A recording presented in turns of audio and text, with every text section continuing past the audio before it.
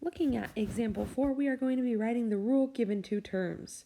So we know that a of 2 equals 12 and a of 5 equals negative 768.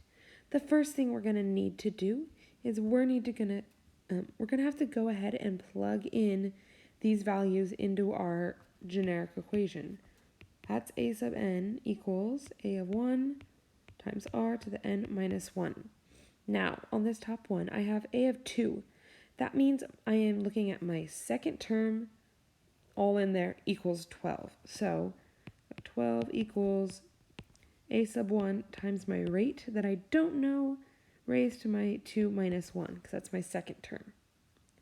That simplifies down to 12 equals a of 1 r to the first, which is going to make our life a little easier.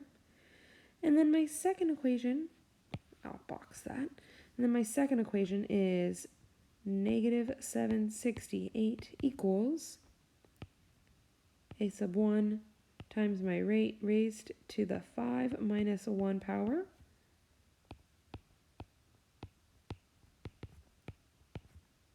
So that's r to the fourth that we're looking at.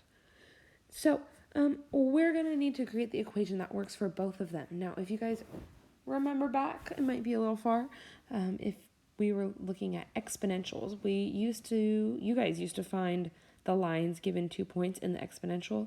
This is the same thing.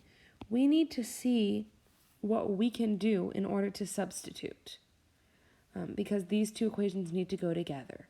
There is one thing that these equations have in common. Hopefully you are looking at it and saying they both have an a of 1. Yes, they do.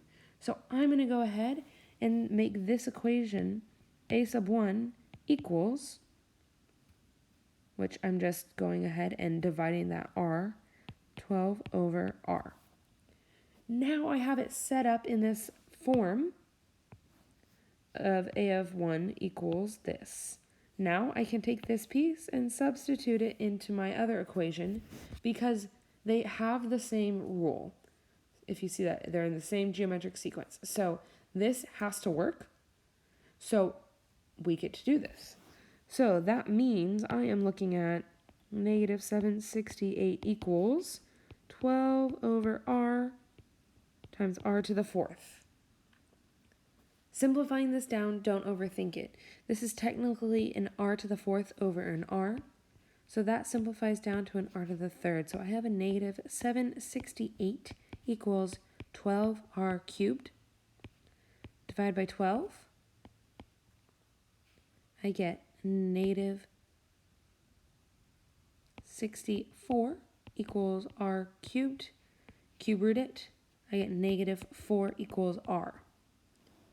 Now I have my rate, which is very helpful because now I can build my equation. I have my rate.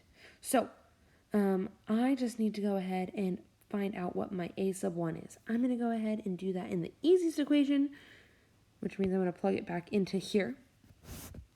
So I'm looking for my a sub 1 equals 12 over a negative 4.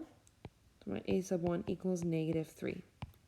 Now, I have my first term, which is a sub 1, and my rate. I can go ahead and create my equation.